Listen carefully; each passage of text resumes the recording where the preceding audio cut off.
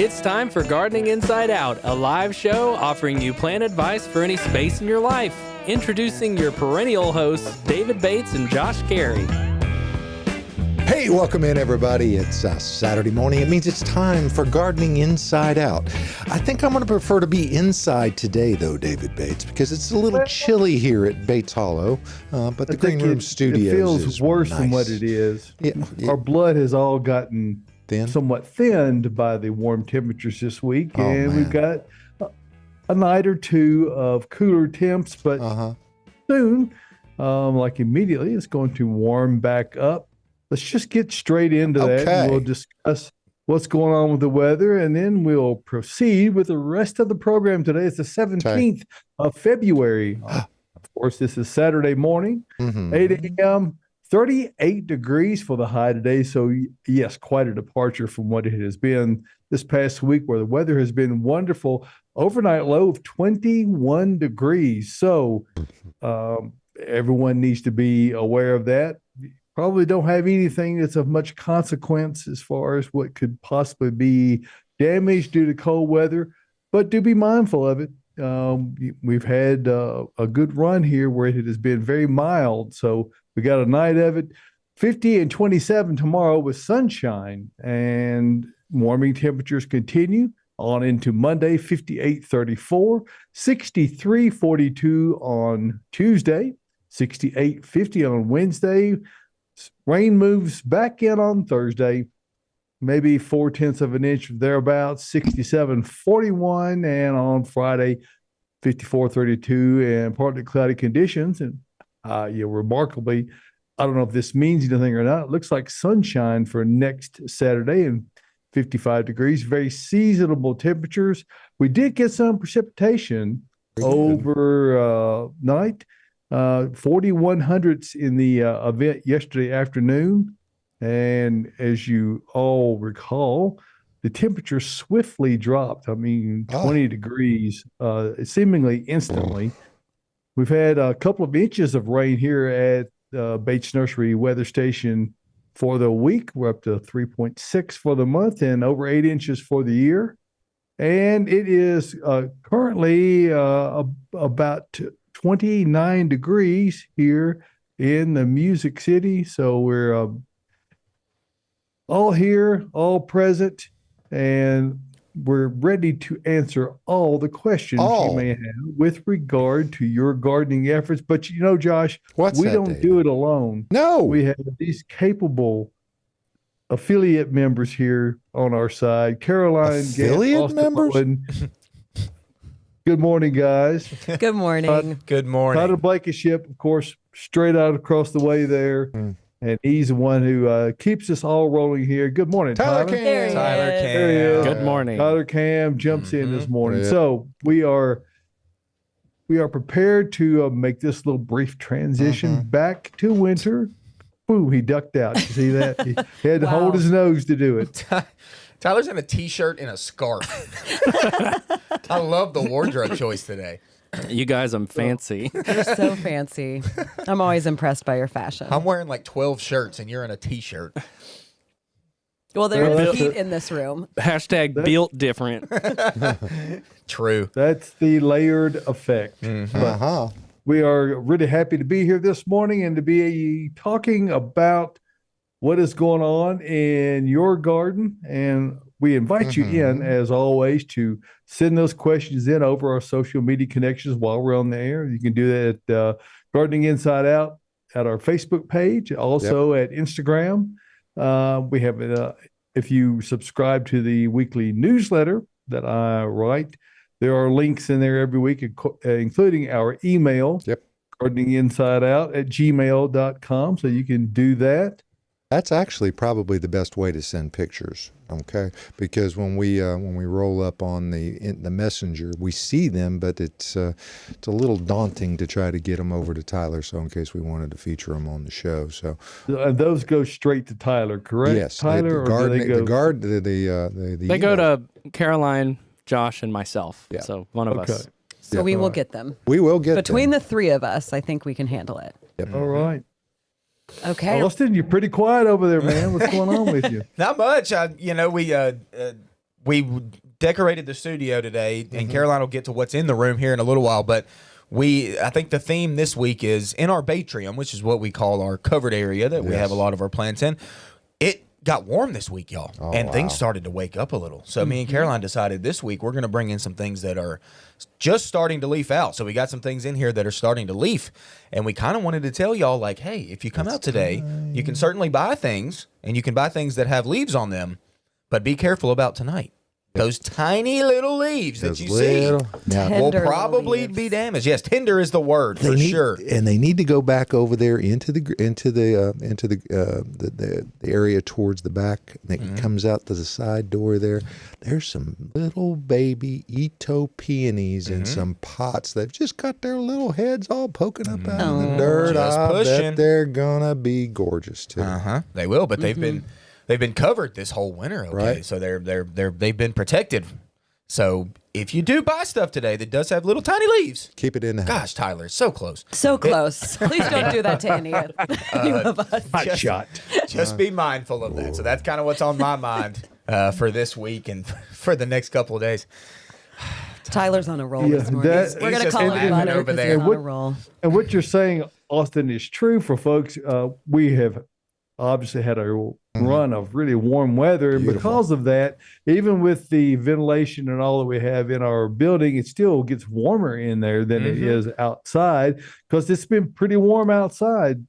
It was pleasant in there this morning because it blocks the wind.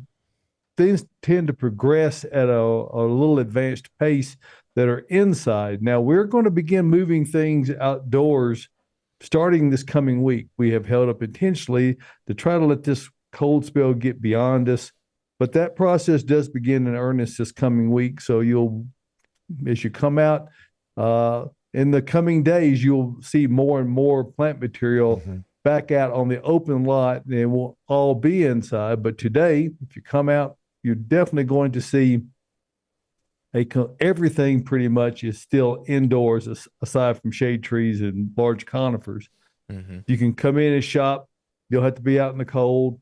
We'll help you get that all done. And we'll also make sure you're mindful if you're buying some things that got a little tender growth on them to maybe stick them in the garage or keep them up close to the house for a night or two till we get past this cold spell. And folks, they've got just a sample in here in the studio this morning of the hellebores. Oh my goodness. More colors than you can imagine. And they're all healthy and beautiful, and it's particularly good winter for them. So really, and a big shout out to Caroline for getting me some video this week of the hellebores. Thank you for that, Caroline. Do appreciate that very much. You're welcome. That turned out really nice, and I think it does give a really great little show of all the variety we've got, and you guys did a great job of it. And Tyler, additionally, of getting the audio matched up with what video she shot there. So really, if you haven't seen that, you either go out to our YouTube pages on Gardening Inside Out. It may be on Bates Nursery also, but certainly if you subscribe to the newsletter, it's right there in an embedded link in there. So check that out. I think it was all Caroline matching the audio. I matched that audio. I did it all. She gets all the credit. Excellent. Good job, Caroline. Thank you for that. It was fun. So if you watched that video, you heard Austin talk about how he's so annoyed by hellebore blooms turning down. Or if you've been watching this broadcast for the last few weeks, you've definitely heard him talk about that. So today in studio, yes, we've brought in a lot of hellebore, but I do want to feature some that are down in front because these are turned up. Yes.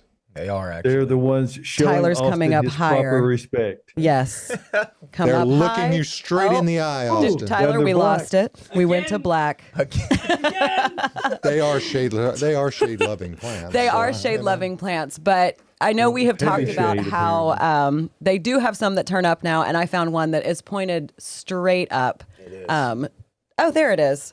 There it is, right there. Yep. Yeah. Towards the ceiling or towards the skies if we were outside. So You know. now Austin's going to have to plant hellebore. Ah, Yeah. I don't have enough shade for hellebore. I'll cook them. Oh, Just you've cook got 'em. shade. No, you I have some don't. woods. Just plant them in the woods. Austin, Throw 'em you in the literally you have your son King Aurelia on the north side of your house. I know, but that Put 'em one around can that. handle more sun. That bed gets more sun than I think it Is does. that the north side? Uh-huh. Yeah. Oh, and it gets roasted. Yeah, you don't have a It lot gets of shade. hot back there. You need to plant some big trees. Big tree. It's right next to my house. Just cover your house with trees. I've had the woods. I don't need big trees. He's still trying to work through that boxwood deficit from No. How are your previous boxwoods? year. So that was a big outlay right there. Yes. You had to, you're overcoming Mother Nature, and that's something I think that pretty much everyone can identify with. Is that there's some expense involved, particularly from the not this winter, but the previous winter when we had that severe freeze. So we've had even though we've had some winter this year, but it hasn't been so severe. We've had enough snow cover to provide protection. So things at this stage really look like they're going to come through in much better fashion than what we have experienced last year. Hey, on that note, can we go? Let's go ahead and go to questions now. Okay? Let's do it. Yeah. Because Ken Zacard had one, and he says, I have a 3 Abelia kaleidoscope that survived last winter, but have recently dropped most of their leaves. Will they bloom from the old wood, or must they be pruned back? Either way, they're going to bloom. So don't worry about that. If they're defoliated and they're too big for you, go ahead and give them a haircut. I mean, it doesn't matter really with Abelia. They're an extremely hardy plant, and they do lose their leaves some winters. It happens. We kind of call them semi-evergreen. Okay. Not perfectly evergreen all the time. So they definitely deserve a haircut. Get them balled back up, nice and tight, and they'll flush nice and tight, and they'll bloom for you on old wood, new wood, doesn't matter. Wood, it's gonna bloom. So don't worry so much, but they're very, very hardy. Really good plant, really good foliage plant as well. All right, let's talk about Dystilium while we're on this freeze topic. Another one that's very similar to Abelia. My Dystilium is not looking great after the frost. Will it come back? I am new to this plant, is what they have to say. Okay. And a lot of people are somewhat new to Dystilium. It's a broadleaf evergreen that kind of looks like laurel. It's a good kind of substitute for laurel. It's got a wider growth habit typically than laurel does, with depending. There's a certain cultivar that kind of goes more upright. But once again, very similar to Abelia, and it's a semi-evergreen plant. It's not one that will keep its leaves every single year, but they do crack new leaves typically every single spring, okay? So if you lose your leaves or it's looking a little rough right now, just kind of don't look at it. Don't look at it. It's a little rough right now. But in the spring, like I said, it should crack new leaves and look nice. All right. And they are definitely more susceptible to freeze and tip dieback than many broadleaf plants. And so it's kind of going to be what goes with them when we have these more severe winters. You can expect that if it's a milder winter, you may not see any damage at all, but semi-broadleaf plants such as Abelia, Nandina, Dystilium, all those kinds of plants are hold their leaves through milder winters, and they will lose much of it during more severe weather. It's funny you mentioned Nandina, David. Nandina this year, a lot of even just regular old heavenly bamboo Nandina, they've dropped their leaves again. Wow. It happened again with them this year. Not all of them, and not necessarily like Firepower is kind of that dwarf variety that you know of. I haven't noticed them losing leaves all that much. But I think the snow cover really added a lot of insulation. Good point for the Firepower. The upright varieties that were not covered, they definitely have defoliated substantially. Yeah, David, yours next to your house here on property, they do not have leaves right now. Wow. I noticed it this morning as I was driving in. They gone, but they're coming back. Don't worry about that. Yeah, those Nandina will be just fine. All right, another winter question. My prickly pear cactus slumped over during winter. Can it be saved? Yes, it can. Mine kind of does this every winter. Part of it is from the weight of those pads. So if it's getting some height, once we get that freeze, they're not quite as strong because they start to kind of suck everything in, I guess is the easiest way to say it, and they will slump over a little bit. So what you can do, you can stake it up if you want, or just put something to lean it. And then as summer comes in, as the weather gets warm and the sun stays up for longer, they'll get strong again and look healthy. But I do kind of let mine slump over because what has happened is I've got a grove of prickly pear now. So as they've come over, the new growth will start coming up. And they'll keep, like an ocean wave, they'll keep coming down and up. But absolutely, it can be saved. this is kind of just what they do, especially if we do get really, really cold. But it is more than fine, and it's going to be all right. I think so be too okay. with prickly pear. It seems like we stay so wet over the wintertime that it's like it's just cactus doesn't need all that much water, so it's like they still use it. It seems like, and then they like fill themselves with moisture is almost what it seems like to me, and then they're so heavy and they kind of turn down is what it. It's a water weight. They kind of get like it's that winter depressed weight gain. They're just sad right now. They're going to sleep. They're taking a little nap. They get kind of wrinkly. They get a little wrinkly. Yeah, that's what I'm saying. They kind of shrivel up a little bit, and then their base isn't as strong, so they'll start to lay over. Some years mine don't do that, but most years they do. And like I said, you can prop up something to get them to stand up. When summer comes around, they'll get strong again, or just let it be. Just let it be. Just let it go. Let it go. Sam Boyette wants to know, will Laura Pedalum come back if it lost its foliage? Hey, Sam. Yeah. Maybe. That's Laura Pedalum. Another one of a broadleaf evergreen that is semi-evergreen. And this year is no different. It's less hardy than Distilia. But there's a lot of them. Go ahead, David. If it was a true ground, I'm sorry about that. If it was a true ground cover type, chances are it'll be okay but if it's a more upright grower, it's going to have dead on top. It's inevitable. Yeah. And that's going to always be the case on those.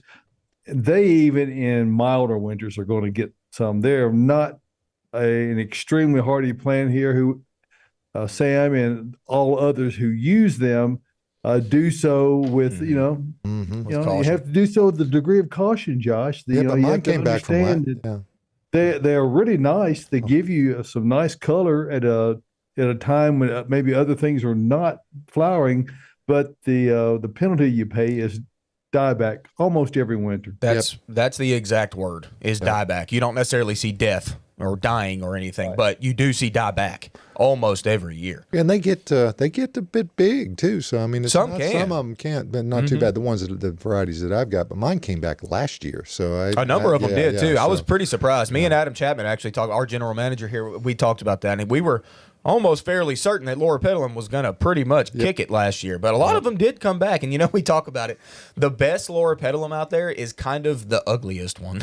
Oh, wow. It's like an off purple to green. It's not like that true purple. It's not that true green. It's somewhere in between. And it's kind of, to me, it's not all that. It's that. But they tend to live, and they can get big. But you still certainly see dieback from the top down a little bit. But thanks, Sam. Good to hear from you. If your daughter runs over them going down the driveway, they don't come back, though. Okay. They don't bounce back.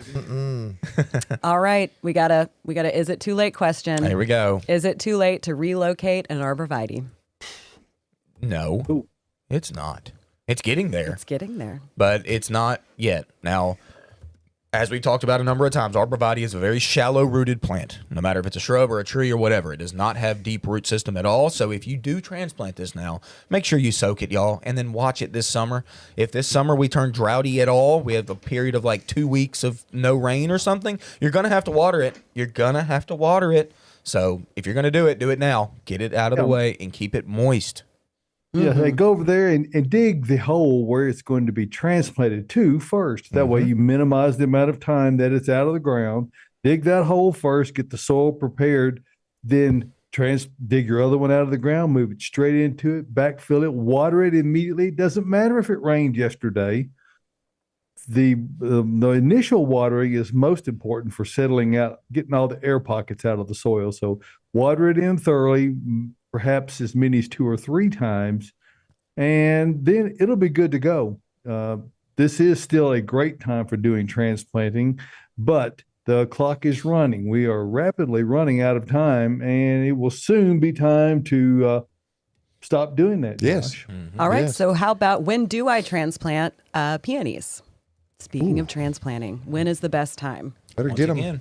Once again, 3:30. Y'all haven't even thrown out the time today. Something's wrong with everybody. Yeah, it's time, y'all. You got to do it. You got to get on doing it now. David talked about it last week. Whenever things are actively growing, actively pushing, is one of the worst times to try to transplant things. It's just stressful. It's just stressful on the new foliage that's coming up. So if you're going to do it, your peonies out around town probably have not started pushing yet. They have started pushing in our greenhouse, but not around town. No. So I usually transplant mine in the fall. Yeah, like late fall and really anytime during dormancy. Yeah, when they're sleeping. You know, I was looking, I like to walk around my garden beds and kind of pull leaves back to see what might be starting to come up, and then I'll recover them. But my Ito is starting to push out about 1.5 inches up the base of the plant on the old wood. And they're about yay big, like 1/2 inch. I was a little surprised to see them, but very excited about it. Nice. Okay. And color are Itos are, of course, the best of all peonies. Yes. And they are a cross between a tree peony and an herbaceous type of peony. So what that means is that they have stuff sticking up above the ground even when they're dormant, which makes it easier to transplant them and identify where they are. But they are decidedly less problematic. The downside to them is they cost a lot more. They're not an inexpensive plant. But they are worth it. If you're going to have peonies, Ito is the one to consider. And if you're going to consider planting anything, Josh, What's that? we know what we like to recommend. It's called Earth Mix Garden Products. Absolutely. And when you use Earth Mix, when you're planting, and it doesn't matter what you're planting, Earth Mix Garden Products gives you 100% organic approach to planting the things in your garden. It is the most viable and productive media available anywhere. You know, we like to say success begins at the ground level, and we want plants to not just hang on and survive. We want them to thrive. And that's what Earth Mix Garden Products gives you. And it does so without any chemical additives. It's all the best things that Mother Nature provides, except done so in abundance. And the Earth Mix entire line of products, from supernatural to garden to landscape, Proganics O, Caroline will talk about Proganics I. One thing, they all are 100% organic. There's no peat in any of them. Many of the products have coconut coir in them, which is a more sustainable product. Best of all, they are available at the finest retailers all around Middle Tennessee, Kentucky, Northern Alabama. Go out to earthmix.net, click on the Find Earth Mix tab, and once you're there, it will bring you to a map that shows you all the pins around all the different locations around. There are many. Simply zoom in to one nearest you. I think our newest ones are down. There's Rudy's down in Killen, Alabama, and we're really glad to have some retailers in Northern Alabama representing the Earth Mix line of products. Support them and others in the entire network. Just remember this: success in gardening begins at the ground level when you use Earth Mix Garden Products. And we appreciate you giving us a moment to talk about that and helping us to help you to have success in your garden by taking the work out of it. You know, your success rate will be substantially increased when you use Earth Mix products. Any one of the line, check them out all over the locations we just mentioned. Absolutely. So, thanks. Truth. You spoken there, David Bates. Oh, my goodness. Oh, wow. Oh, my. Are we ready for more questions? Well, Yeah. I don't know. I Are think we ready? so. We're ready. Okay. We're awake. We've got coffee. We're ready. Okay. Is it too early to divide perennials such as sedums and asters? If so, when would you do these jobs? All right.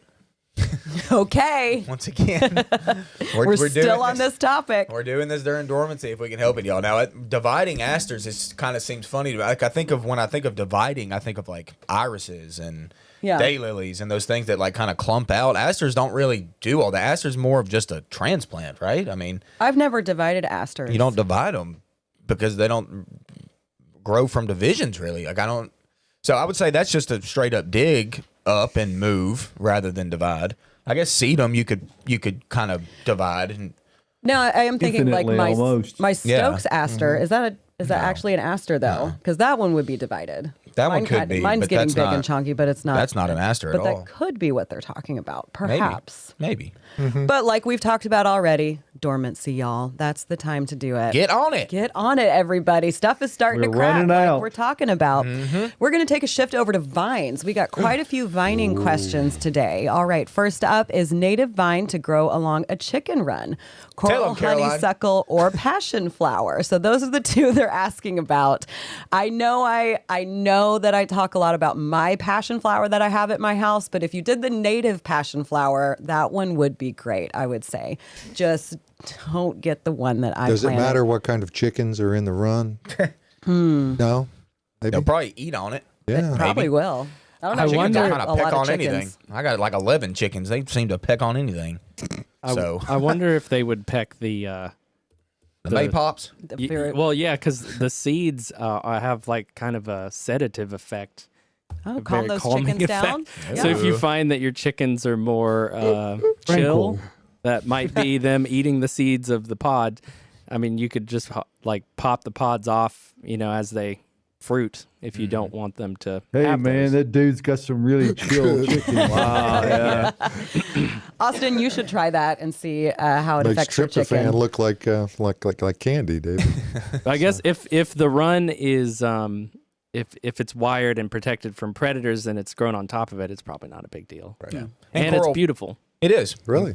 Passion flower has literally probably the coolest bloom on the planet. Yeah, it looks like an alien. It looks bloom. like it looks like it's from a different planet. It really does. It's super cool. So It's incredible. cool flowering plant. And hey, coral honeysuckle, nothing wrong with that either. Nope. It grows like a weed around here. That's kind of Vine's MO, y'all. They're vining. They're taking off. That's what they are. do. Vines are great. I will mention one more. I talk about it all the time, Here we but go. crossvine. That one's great. It's Crossvine. also a native. Crossvine. It's evergreen. I love it. Ben Trust here at our nursery loves it as well. I love it. It's also not toxic, so it should be a good option. Second Hey. question. Oh, Oh, you mentioned Ben Trest. Jane Gibbs said, watch the Ben Trest Boot Camp Camellia video this week via the link on David's email. What an amazing video. Thank you, Bates, for helping us gardeners with our growing success. Hey. Bravo, Ben. Yes. nice. Good job, Ben. I'm Thanks going for to Ben. try to make a concerted effort to feature. We have such a wealth of information on our website and through our Bates Nursery Botanical Boot Camp that I have sometimes am a little remiss. I get Busy. into Josh to going down the storyline on something that maybe doesn't have as much to do with gardening, Squirrel. just because that's the way I am. But I'm gonna, I know this is springtime. Everybody's really keyed in on it. I'm gonna try to be keyed in on it myself and to also help everyone know that we're here about dispensing information to help you have success in gardening, and we just have a plethora of it out there. So stay tuned, and thanks for subscribing to my newsletter. Yep. And for tuning into all the various channels, the various means that we have to engage with you. Whichever one works best for you, we try to accommodate. Yep. So thank I'll you for that. just jump in here and say that Ben did a webinar this week on ornamental garden planning. That one will be available soon, but there's one that's already on the Bates YouTube page. It's called Edible Garden Planning. That was done 2 weeks prior, and it's really great. It gets you in that headspace of, where you want to put your vegetables and how you want to lay out your beds. Ben's very organized, structured like that. He is. Very good. Ben Very is good. great. And I will be certainly featuring those in the weeks ahead as we really get a little bit closer. It's great food for thought for people who are in preparation mode, but you can't actually be doing most of those things yet because still just a little bit early. We're going to get there, It's though. the We're getting middle closer of every day. February, people. Okay, so Yeah. But if you're, the whole prep is such a good point. Even if you're itching to get this done, but you're not ready to buy yet because it's a little early for some of these things, you can still come out and chat with us and show Yes. us some pictures of your bed, and we can give you some design ideas. You guys are here anyway, We're right? here Yeah. anyway. We'll Right. chat with you. I'll chat to you about plants. No, any time of day, even at 3:30. Yeah, I'll great. do it. That's that's planning time. That's right. That's crazy. I grab But- some supernatural to put on those beds and while you're going. There you go. That's what a great point. point. What a Yes. great point. Even if you don't buy plants today, buy some compost to put down to help your plants when you are ready to plant. Yeah.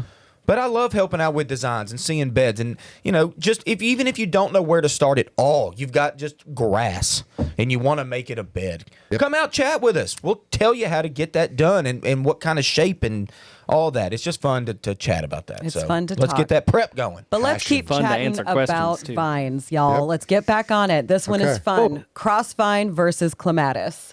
Oh, crossvine You is guys my are gonna favorite fight. vine. No way. Clematis is No Austin's way. favorite. Not a chance. Crossvine, not a chance over clematis. So many chances. How Nope. about it's native? It stays green through the winter, so it makes great privacy. It has year-round interest. Mine is purple right now. I would say grurple. purple. Green it's purple. like a dark. It turns goth in the winter. How about that? It's wonderful. In You the and your spring, it's a I have to cascade say of I'm blooms. with Caroline on this argument because Thank you, David. I do believe that the fact that it is a native and that it is a broadleaf, it's really the only broadleaf flowering vine that there is in our area. So they are much slower growing. There are applications where a clematis is too much. It just overgrows the area. So if you're looking for something that can handle a little more shade, that will retain its foliage year round and still flower, crossvine bignonia is your choice. Not is. little nonia, big nonia. Big Right. nonia. But like David said, I mean, it can grow in shade. It can grow in sun. It's very easy to maintain. There's no runners. Look at Austin right now. Y'all are killing me. Y'all plant crossvine. You won't be disappointed. Oh, yeah. Austin, too much low. Not clematis, only the most beautiful All right, flowering let's- vine on the planet. Let's listen to Austin's side of this. It's clematis. Any color you want for the most part. Two-tone colors sometimes, blooms in the shade or the sun, and is adorned with blooms like all the time almost. It almost You look never passionate stops. right now. I am. Hey, Joan wants to know about clematis. Well, let's go. Okay. I'd say it's time. She said, "I have one I have one that is determined to be a ground cover. I'm wondering if I cut it back so I can train the new growth to climb the trellis that's beside them. They get full sun, but feed in the shade." Of course. Y'all, Yes. think about this. Any vine without a trellis or something to climb up is a ground cover. If it has nothing to climb up, it's going to run across the ground. That's pretty much all vines. So if they're like a native vine, it pops up in the woods or something, it's close to a tree, it's going to run up that tree if it can. But if it has nothing around it, it's going to run on the ground. So yours has been doing that, I'm assuming. If you want to train it up, of course, train it up. And yeah, cut all of it back if all the old growth is down on the ground or And whatever. warn it at that time. You are going to climb Yes. this trellis. So Okay. put Gonna do a that. trellis close, train it to go up. Austin, It'll go up. clematis doesn't And- really climb itself, right? I mean, You don't have to train it. It's it wants to do it. Well, It's going to grow towards the sun. I mean, mine really didn't. I pick think up what at you all. mean, it's not a self-clinging vine. That's what I'm talking Yeah, about. it doesn't have like tendrils that really grab onto things. So Crossvine is. crossvine is. You're right. Yeah. If you provide a structure, it will grow. Like some kind of a trellis, some kind of a thing for it to wrap around. It will grow up, and you don't have to do quote training. No, not all that much. I mean, just to get it started, you might have to, at the base or whatever when it first starts, like get it pinned there or whatever. But then after that, it's running up through. I've got Once 5 you do, clematis. Yeah, they just kind of intertwine and go up and do what they do. They do what? And they do that. They Josh. definitely climb on Get the themselves. hands going. So is that your argument for clematis? What? Is that it? That's all you got? Closing What do you mean statements. it's all- Closing got? statements, yeah. Peggy Akers says crossvine. Yeah, man. Peggy. Okay. Peggy, y'all don't even know. I will. don't even know. Okay, I will say I love them both. I obviously like crossvine better. I have better luck with crossvine. I've planted a few clematis and they've died, but I think I planted them in the wrong spot. Uh-oh. You don't have say. to choose. You could do can- both. Yeah. That's true. Exactly. Yeah. Just You don't not have together. Clematis deserves the better spot. Yes. You know, I'm just gonna let you have that because we all know the truth right now. I would so. not plant them together either. No, that would be quite a weird planting. Let's keep going with vines. Recommendation for heat-loving vines to grow on a trellis with all-day sun exposure. Okay. There's a number of them that'll work for that. I know, Josh, you're a fan of wisteria. I mean, make sure you have an excellent trellis for wisteria if you're going to grow it. Carolina Steel jessamine. structure. Yeah. Yeah, we talk about Trumpet that. creeper. Uh-huh. Yeah, winter creepers, fine. And the trumpet creeper is what I was. Trumpet what I creeper, was sorry. I saying. thought you said winter creeper. What did I just say? The yellow one, Gelsemium. Gelsemium. Carolina Jessamine. Carolina Carolina jessamine, yes. I've got that right now. I'm about to move it. Oh, Of course you are. But it is an all-day sun. For me, wisteria takes too long to get established where you get the blooms. I mean, it's a beautiful foliage, but I mean, the bang is those grapevines and the smell that comes off of the blooms. There's nothing that smells better than wisteria in the spring. Yeah. It's gorgeous. I mean, like you said, once it's established, which will take a long time. It's and then stunning. it takes over the neighborhood. Yeah. So you have to be very careful with And it. then everyone has it everywhere. Yes. But then It'll pop up 30 feet out in the yard. Yeah. You've also got honeysuckle. You've also got crossvine. Crossvine. Yep. I wasn't going to say it, but you've also No, got I that. like crossvine. I don't want to. I don't want to say I don't like crossvine. I love that it's native. I love that it's got the fall and winter color. It's evergreen. It's blooms. It's all great. Trust me, it is. Is it clematis good? No. Next question. Yes. Native ground cover to replace vines along a ditch. Oof. What do y'all got? What kind of vines were growing in the ditch? The ground native cover. word is the part that's hard to quantify. Is it Right. really native? Is it I know. Native ground cover. Blocks? maybe? almost all the ground covers are non-natives? Yeah. Well, Now Trying to think of a native. there are things to consider that are a little more ruly in that they don't overgrow the areas. For instance, you don't a purple leaf winter creeper or winter creeper euonymus coloratus, all the same thing. They can be quite invasive. You never want to plant those in an area where they are adjacent to a woodland area. Same holds true with any of the ivies. They are. It can be extremely invasive if not responsibly kept. That's the problem that occurs with those is people plant them and they want to just forget about them and let them go, and then they can take over in native woodland areas. So you do not want to do that. There are things that are more on the shade tolerant side, such as purple leaf winter creeper, or winter creeper not winter creeper euonymus, but vinca minor is what I'm trying to say. I thought you were going there.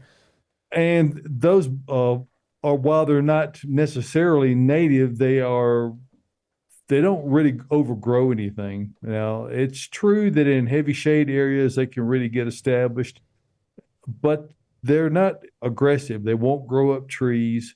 They're comparatively easy to control. So, you can actually get in there where if they've overgrown the area and dig them out and manage it pretty easily. You can't do that with winter creeper euonymus. It's too invasive. Yeah.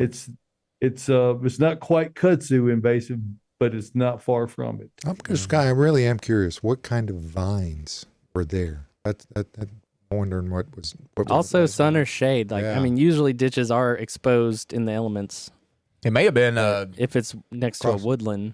trumpet vine? or something? maybe honeysuckle seed, probably more so. I mean, honeysuckle's everywhere around here. Like the invasive honeysuckle? Yeah, well, that one, but also the vining honeysuckle that's native. Yeah. I don't know. Yeah. Well, let's keep going, shall Miriam we? says ajuga. Yeah, I like ajuga. I don't think it's native. I thought about don't ajuga a think second ago. I mean, it's Yeah. pretty, but I don't think it's a true native to here, but it prefers a little shade itself. I mean, honestly, ajuga can pretty much live almost anywhere. I've observed ajuga in good amount of sun on a hillside, and it was doing fine. So that's pretty. It's got pretty foliage, and it's got a blue bloom. I mean, it's actually like pretty true bloom, so that's cool. Ajuga. That's neat. And there Hey, are a lot of different cultivars of ajuga. A lot. Different foliages and all. So, it's an interesting plant. So Paige, who obviously has been watching the broadcast this morning, listened to what we had to say and emailed the Gardening Inside Out email. Nice. She's got a question about her limelight hydrangeas. So finally, we're to our hydrangea section of the show. I have limelight trees, and they have been getting very heavy and drooping during the summer. I've had to tie them back because a huge windstorm uprooted one. When should I prune it, and how far down on the limbs should I go? Take it now. Austin. Take it now, Paige. It's time, and take it far. Take it farther than you think. Okay. Tomorrow's going to be a great day to do that. Don't leave little twiggies up that are small and just gonna flop on you next summer. Don't even do it. Take them back down to some nice, healthy, chunky wood. Okay. Get them back uniform. Make it look perfect. I love pruning limelight trees. I love it. We know you do. I need some pictures I need to talk Now to you did some She pictures on actually your mom's she last did send year, us a did you picture, so not? I'm going to show it to you. Yeah, I did, David. I pruned Mama's. And Oh. did you not cut those back to about a foot to the crown of where they break out of the main trunk? So, Pretty much, yeah. You want it to be very, very stiff wood down in there. You don't want it to be.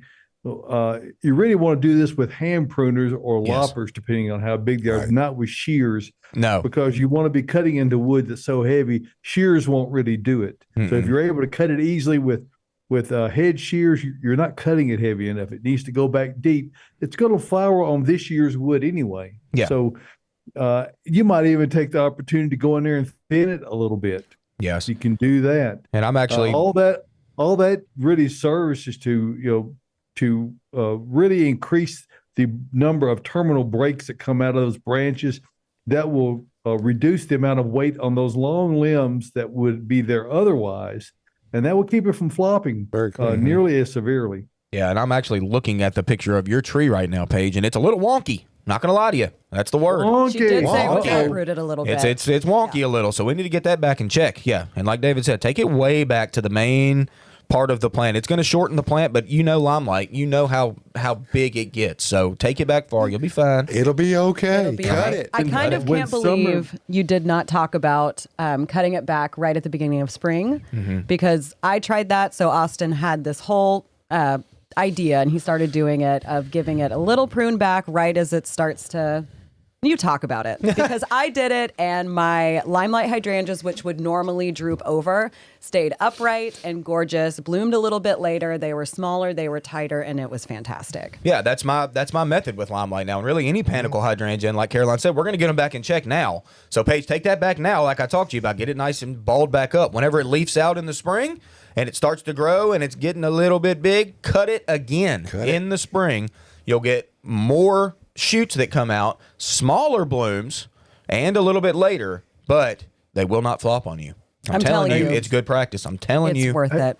You know where I want to interject here briefly here. We're going to talk about whether you want to look at limelight hydrangeas or anything else for your garden. We've got it here at Bates Nursery and Garden Center, including pottery. That's right. So much. Boy, do we. 32 more pallets yesterday.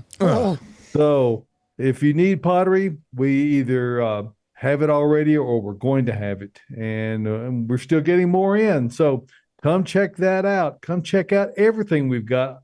We know everyone is on pins and needles, ready for spring to occur. It's not quite here yet, but we do everything we can to make it as ready as possible. And the Baitstrium area that Austin talked about earlier is what we call our connected structure from our front area where Caroline resides a lot of the time in the tropical area next to the checkouts, all the way down through our entire shrub section where you'll see Ryan, on down into the perennials and the annual section. No annuals just yet. We might have a few pansies down there, but a few left, what you're going to see is our complete selection of things indoors. So you don't have to be out in the cold. You can be in the comparatively controlled environment, and we'll be there to help you every step of the way. Maybe you're not ready to buy stuff today. That's okay. This is a great time to do your planning. Take photographs on your smartphone or your tablet, bring those along, and we'll help you figure out which are the right plants to get in the right place the first time. That saves you money. Just like everything else in life, plants are not getting cheaper. You know, everything is, so it's really pays you to save money, and you can do that best by planning ahead. So we're going to be here to help you. Come on out and see us. We're open until 2:00 today, which is Saturday in February. So come on out and see us. We're located at 1 mile north of Briley Parkway at exit 19 on Whites Creek Pike. That's just minutes from Rivergate, Opry Mills, Nashville West, downtown Nashville. No matter where you're coming from, it's worth the drive. So we hope you'll come see us. If you want to get a sampling of what we're all about, I invite you to subscribe to the newsletter.